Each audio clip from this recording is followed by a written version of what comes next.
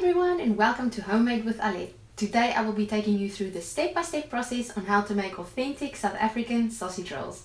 They are delicate pastries with a flavorfully spiced beef filling on the inside and a light and crispy puff pastry on the outside. They are the best appetizers that I've ever tried and are seriously a hit at every party I take them to. You could make them in advance, freeze them, and just bake them whenever you need them. So let's get cooking. For the filling, you will need a pound of ground beef, parsley, chutney, cloves, mustard, onion powder, garlic powder, salt and pepper, and breadcrumbs. I use whole cloves and mustard seed and grind it up in my coffee grinder. This gives a strong flavor which I prefer. Start off by placing the ground beef in a saucepan at medium to high heat. You want to use a fork to mash up the ground beef and add a splash of water. This prevents the ground beef granules from clumping together. You don't want hard pieces in your final product. Keep mashing it until everything is evenly dispersed. And add about 3 tablespoons of chutney. Next we can add the spices, the cloves, mustard, onion powder, garlic powder, and salt and pepper. Mix this all up until it's well combined and keep simmering your mixture until most of the water has evaporated. You can now add the parsley, which can be fresh or dried depending on what's available to you.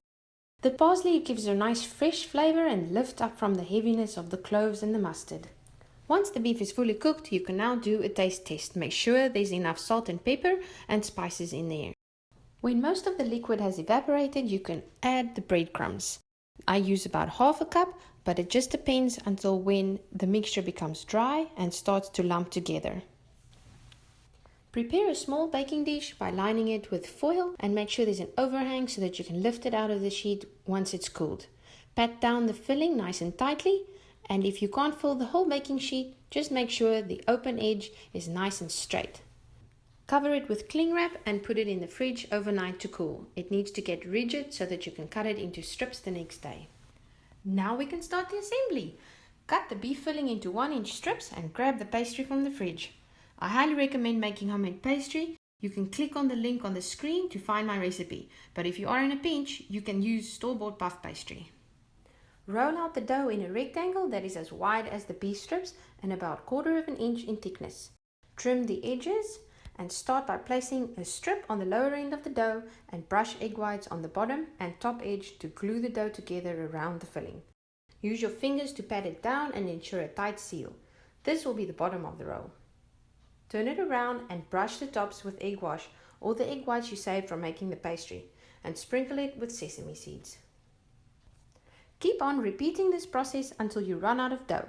You will create approximately 11 8-inch rolls and can cut them into the desired lengths. Bake this at a 350-degree oven for 30 to 40 minutes until they're golden brown and looking delicious. Sausage rolls can be enjoyed hot or at room temperature as is or with ketchup. If you enjoyed this recipe and you'd like to see more, please subscribe to my YouTube channel and like my Facebook page, Homemade with Alet. See you next time!